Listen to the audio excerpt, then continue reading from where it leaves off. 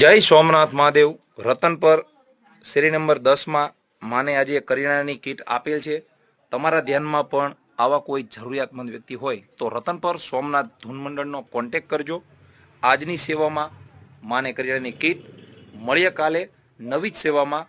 Jay Somnath Mahadev.